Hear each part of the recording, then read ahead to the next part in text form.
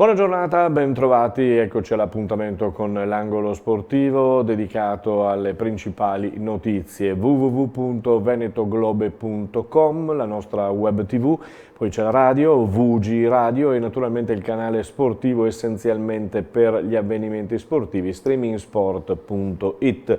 Sul digitale terrestre invece ci trovate ogni sera 19:40-19:45 circa, in seconda serata e poi nella prima parte della mattinata sul canale 95 corrispondente per Veneto e Friuli Venezia e Giulia all'emittente del Nord Italia, Caffè TV 24. Vediamo le principali notizie e non possiamo che non cominciare purtroppo ancora una volta con l'emergenza coronavirus. Calcio ancora in primo piano con la polemica tra il presidente dell'Inter Zhang che dà del pagliaccio a D'Alpino, presidente della Lega Calcio, ed è qui si è scatenata la bufera. Intanto Juventus-Inter si giocherà lunedì a porte aperte e si giocheranno anche le partite poi rinviate. Poi tutto il campionato slitta e forse anche Juventus-Milan di Coppa Italia si potrebbe disputare comunque con il pubblico. Sempre emergenza coronavirus per lo sci, con la FIS che dà tempo fino a venerdì per decidere cosa fare con le finali di Coppa che si dovrebbero tenere e disputare a Cortina. Ultima parola comunque che spetta al governo, scontate anche in questo caso le porte chiuse.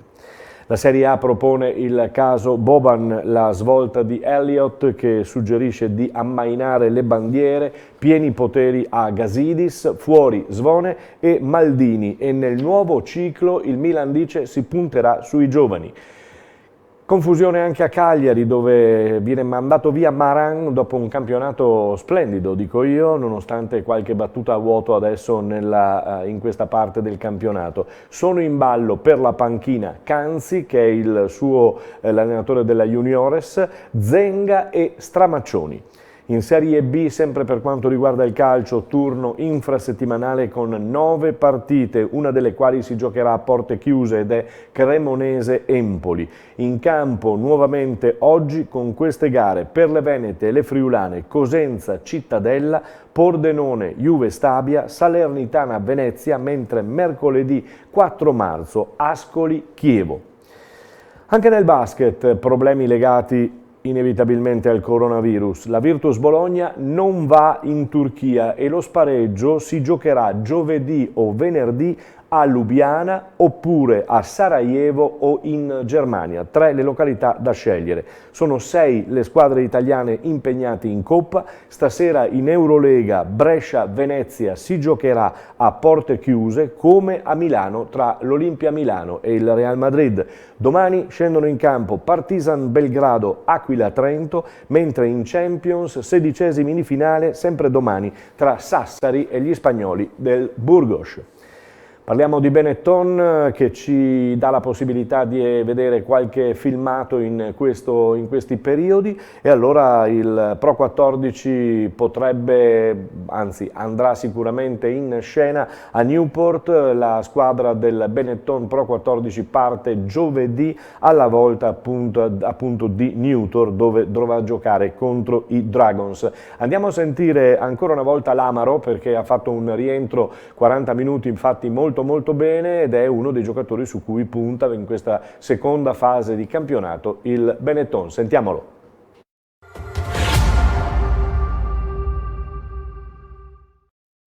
Si può considerare come un nuovo esordio? Sì, decisamente, anzi per me è stato proprio un esordio, perché a parte l'esordio del ginocchio che non aveva ancora mai visto il campo, ma in generale insomma è stato nuove emozioni, tutto nuovo per me.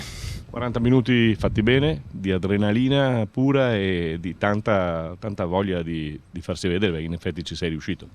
Ma il mio unico obiettivo prima di entrare in campo era quello di divertirmi, ad essere sinceri. Era un anno che non giocavo e volevo entrare in campo e fare quello che amo e riuscire a farlo al meglio possibile, quindi che ci sia riuscito o meno, insomma io mi sono divertito, quindi è stato quello l'importante per me. Alla fine vi siete divertiti non tanto? Sì, decisamente. Purtroppo abbiamo visto che il secondo tempo siamo calati parecchio e è stato insomma brutto, perché ci levavamo, diciamo, in pugno e non siamo riusciti a chiudere la partita quando ne avevamo la possibilità. Tra l'altro dopo 40 minuti fatti bene, con intensità, ha giocato bene. Sì, sì, ci siamo ritrovati proprio tutti insieme, abbiamo detto che i primi 40 minuti sono stati veramente di qualità, però dobbiamo veramente lavorare sodo per riuscire a mantenere questo standard per tutti gli 80 minuti. Hai detto bene, sono sempre stati fatali in questo campionato questi 10-15 minuti finali. È la mentalità, cosa da testa? Ma sai, ci sono tanti fattori che giocano quando sei in campo, insomma, sicuramente la testa può essere insomma, un motivo importante, forse il più importante, il fatto di riuscire a rimanere col focus per tutti gli 80 minuti e concentrati per tutti gli 80 minuti, e dobbiamo riuscire a farlo partendo soprattutto dagli allenamenti. Questo coronavirus sta un po' complicando le cose, adesso quando giocherete non si sa, vi state allenando nuovamente. Ma sì, a parte tutte le partite, ma per me è stato prima il maltempo su in Galles, adesso il coronavirus, insomma c'è qualcuno che non mi vuole far giocare. Però insomma no dai, noi rimaniamo concentrati, sappiamo che per ora il programma sarà Dragons tra 2 settimane e per quello ci alleneremo, poi se dovranno essere cambiate altre cose insomma cambieranno, ma noi rimaniamo col focus così per queste 2 settimane. E Michele Lamaro, terza linea del Benetton, sarà con moltissima probabilità, la formazione non la sappiamo, però insomma immaginiamo che sarà in campo per giocare la gara contro i Dragons a Newport, dove il tempo non sarà dei più belli. Imoco, anche l'Imoco domani riparte con la Champions, si vola a Stoccarda, poi rimane il campionato con 3 gare da recuperare e le date si sanno già: 18 marzo, 1 aprile e 4 e 5 aprile, questo per quanto riguarda le gare da recuperare.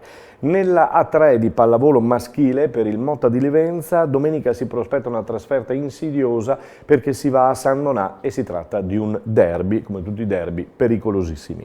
Chi non gioca anche in questo caso da un paio di settimane, come l'Imoco e come le altre squadre cosiddette da palestra al coperto, è la TVB De Longhi, che dovrebbe riprendere a giocare dall'8 marzo a Pesaro e sarà da verificare e capire se a porte aperte o porte chiuse. Sta di fatto che è una partita importante per i ragazzi di Menetti. Andiamo e ritorniamo al calcio perché diamo un'occhiata alla Serie C, dove sono state annullate, sono state rinviate tutte le gare al 14 aprile. Ora si torna in campo sabato 7 marzo con Ravenna Virtus Verona, domenica 8 marzo Lanerossi Vicenza Arzignano, San Benedettese Padova e Triestina Fermana. Noi vi diamo queste date, poi naturalmente avete capito e avete seguito la confusione e il caos totale che c'è in questo momento, quindi potrebbe cambiare un po' tutto ancora. Questa è la Serie C. Lutto intanto nel mondo del calcio locale, se n'è andato Angelo Nardi, ex vicepresidente del Santa Lucia, del presidente Italo De Nardi. I funerali si sono tenuti in forma privata oggi pomeriggio a Santa Lucia di Piave. La Serie D vede 38 partite rinviate, non si è giocate nei gironi A, B, C e D e probabilmente non si giocherà nemmeno questa domenica per quanto riguarda la Serie D, il girone che ci interessa da vicino noi. Quindi salta anche il turno infrasettimanale di mercoledì del girone C e attendiamo di vedere quando si ripartirà in Serie D. Da domenica invece si ritorna al calcio giocato nei campionati cosiddetti minori e si ripartirà esattamente da dove ci eravamo fermati, cioè dall'8ª di ritorno, si giocherà la 9ª, a partire dall'eccellenza, promozione, prima, seconda e terza categoria. Chiudiamo con il basket per quanto riguarda la Serie A2 femminile, quella del Ponzano. Il Ponzano dovrebbe tornare a giocare sabato questo a Tortona e qui a porte aperte, non ci dovrebbero essere problemi. Mentre la Serie B maschile, che vede ai nastri di partenza o vede in questo campionato appunto la Ruker Sande che seguiamo regolarmente durante questo campionato e avremmo dovuto seguire anche in Coppa Italia, oltre alla stop nel campionato campionato, si stoppa anche la Final Eights di Ravenna, la Lega dovrà comunicare le nuove date e sapere quando si giocherà. Sta di fatto che il campionato, a parte questo di Serie B, dalla Serie C in giù, anche per quanto riguarda il basket, è di nuovo tutto fermo.